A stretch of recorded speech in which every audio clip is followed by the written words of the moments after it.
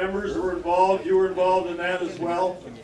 I remember one, Don Doer saying one teacher gave up her 3 days of personal leave to go be one of the recount volunteers. And so it's just extraordinary outpouring of help and support, for which I'm just so, say, extraordinarily, deeply grateful. And I'm so blessed to have these 2 incredible sons. They're still, they were hosting an event for me earlier tonight. That's why I'm late. They happen to have a fundraiser there. My 2 sons, Eric and Andrew, and of course you may have seen them on some of the TV spots after the primary, because they appeared with me on television on primary night, and quite prominent, and quite a few people right afterward, including actually one TV anchor person, said that I would do much better in the general if the people of Minnesota saw less of me and more of my 2 sons. You know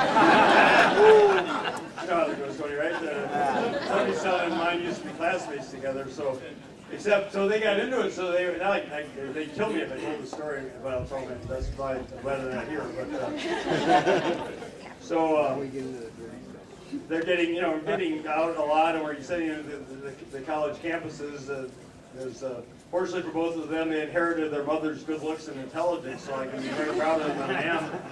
So October 19th is Andrew's birthday, and so about a week before, he's the younger one, Eric's the older, so about a week before I emailed him and said, well, even though it's close to the election, I'm really, important event, your birthday, so I'm going to take a night off from campaigning, and your mother and I take you to dinner along with your brother and a couple friends, whatever. And Andrew emails back, says, gee, Dad, I'm really sorry, but I've committed to the campaign. I'm going, in the college campuses, they call it dorm knocking instead of door knocking.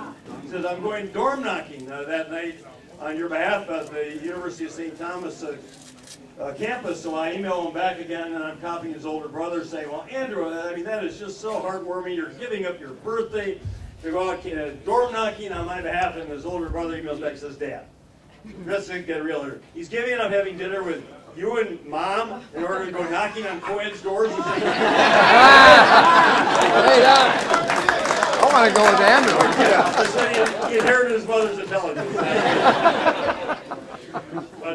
But that was an example of, again, just the incredible support and help that all of you gave me, and I see some of the legislators and others here who are going to undertake this challenge, and of course the mayor.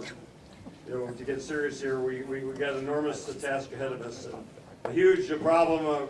Governor Pawlenty says the $6.2 billion deficit is fictional. Well, I mean, that's the fiction. The fiction is, but that's fictional. It's all too real, and it's going to be all too difficult for all of us. And so, all I can say is, when you ask how can you help, it's to stay involved, as I know you will be, to take the message to the Capitol and take the people to the Capitol.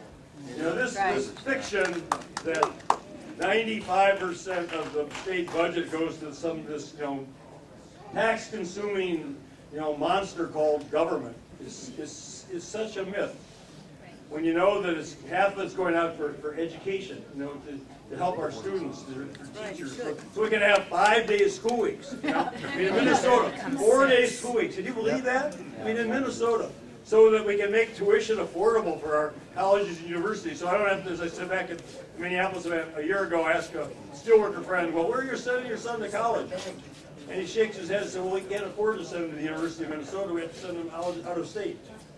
So when working men and women can't afford to send their own children, their own sons and daughters, to their own state colleges and universities, this shows you again how fundamentally we've gone off in the wrong direction in this state. So when they say they're going to not raise taxes, and I said again today, we're going to raise taxes on the richest people in Minnesota.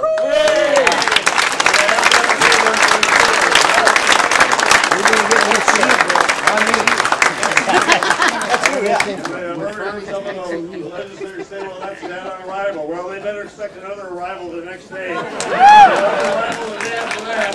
Another arrival the day after that. And then after they get my budget on February 15th, then they're going to, I've asked them so we can complete it on time. 2.5 months. 2.5 months where they can kick mine around, but they're going to have to come up with their own alternative. And then they're going to, I think, especially a lot of these new members who sincerely believe in this ideology that there's $6.2 billion of just waste, just lying around there to be eliminated without any effect on people's lives. That's when they're going to face reality. So when you run for office, you deal with rhetoric. When you serve in office, you deal with the reality.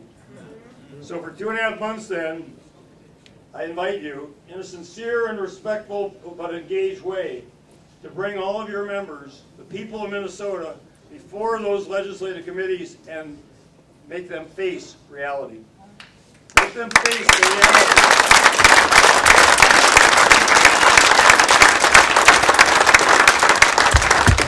What the effects of their proposals will be on the people of our state.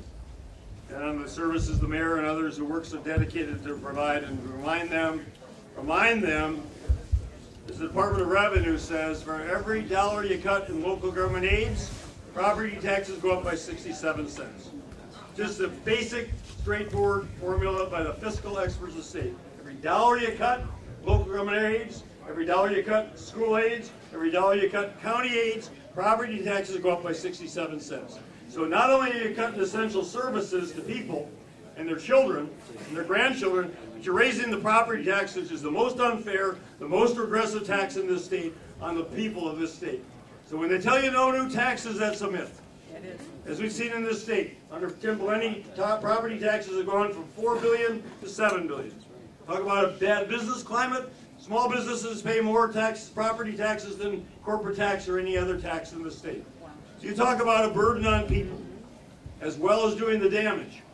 And we need to make them face that reality. That's the help I need. That's the support I need. Thank you very much for getting me here. Now the again, Councilman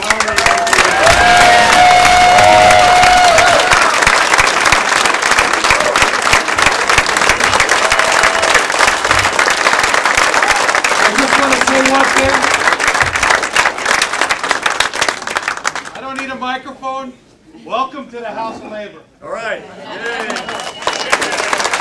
Let's give a big round of applause tonight.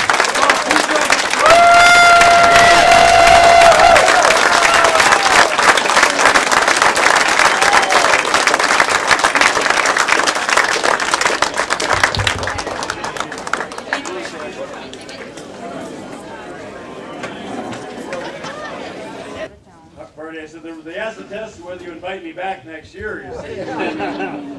But you know, one of the members of the press after my press conference this afternoon said you know, I wasn't smiling nearly as much during mine as Representative Emmer was during his. And that's because I think I'm more mindful of the enormous responsibilities and the challenges. And President Knudsen, thank you very much. And Mary Catherine, you were so terrific the other day at Isaiah. I was so impressed. You should hire her. Of course, Mr. Chair there, and Tim Martin, who was head of the recount here.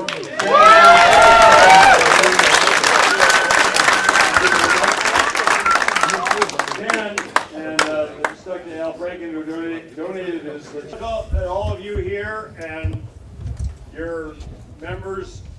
Do the math. I wouldn't be standing here tonight without your support. And I thank you very much from the bottom of my heart and my soul, and I won't forget it. And now, of course,